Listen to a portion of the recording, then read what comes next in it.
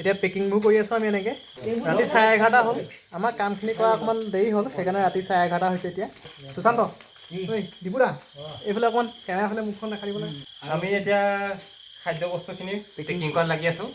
গতিকে আমাৰ অকণমান পলম হৈছে ৰাতি হ'লেও আমি উজাৰ কৰি নিশা পাৰ কৰি হ'লেও আজি ৰাতিটোৰ ভিতৰত আমি পেকিংটো কৰি কমপ্লিট কৰি তাৰপৰা ৰাতিপুৱা আমি ওলাই দিম এয়া আমাৰ বস্তুখিনি আহি পালেহি আলু লৈছোঁ চেনিটাৰী পেড লৈছোঁ এইখিনি চেনিটাৰী পেড আৰু চাউল আছে মহৰ ধূপ মেগী চাবোন ডেটল আৰু বিস্কুট আছে তাৰপৰা পানী বটল আছে সেইখিনি আমি ৰাতিপুৱা ল'ম কালেক্ট কৰা নাই এতিয়ালৈকে তাৰপৰা আৰু কিবা কিবি আছিলে বস্তু কিছুমান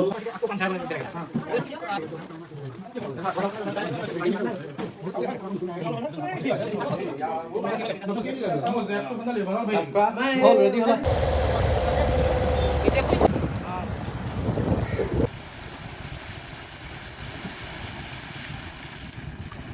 ৰাস্তাটোৰ দুইটা চাইডে পথাৰ আছিলে পানীয়ে বৰ্তমান ঢাকি পেলালে যাবতো লাগিছিল আমি শিৱসাগৰলৈ কিন্তু আমাৰ গোলাঘাট ডিষ্ট্ৰিক্টৰ কমাৰবন্ধাতো বহুতো বান বিধ্বস্ত লোক আছে সেই উদ্দেশ্যেৰে আমি কমাৰবন্ধাৰ কুমাৰপতি আৰু নাওপেটা অঞ্চললৈ আহিলোঁ বহুত বেছি আমি একো দিব নোৱাৰোঁ আমাৰ ক্ষমতা অনুযায়ী যি পাৰোঁ আমি তাকে দিবলৈ আহিছোঁ বয়সত কোনোবা কম বেছি হ'লেও আটাইবোৰ আমি লগৰে নিচিনা আৰু একেখন গাঁৱৰ পৰাই আহিছোঁ ইয়াত কোনোবাই সাহায্য দিছে যদিও কিন্তু শিৱসাগৰৰ তুলনাত বহুতেই কম পাইছে নাজানো কিয় ঠাইডোখৰ ইমান ফকাছত অহা নাই বৰ্তমান বাৰু লাহে লাহে পানী শুকাবলৈ ধৰিছে আপোনালোকৰ দুখৰ সময়ত আমি আহিছোঁ আশা কৰিছোঁ যে ভাল দিন সোনকালে উভতি আহক সকলোৱে আমি আগতেই থিৰাং কৰিছিলোঁ আমি যিমানকেইটা টোপোলা দিব পাৰিম আটাইবোৰ আমি ঘৰে ঘৰে গৈ দিমগৈ আৰু থিৰাং কৰিছিলোঁ যিমান ভিতৰ হওক ভিতৰলৈ গৈ দিবলৈ চেষ্টা কৰিম নোপোৱাসকলে পাওক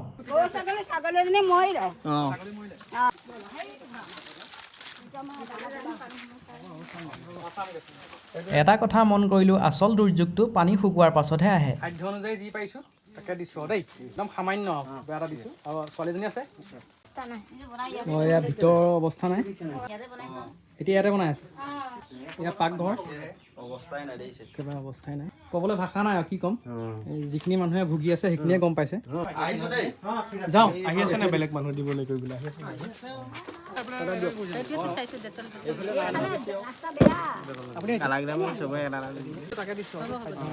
দ্বিতীয়গৰাকী মেডিকেল কেইটা দি দিয়া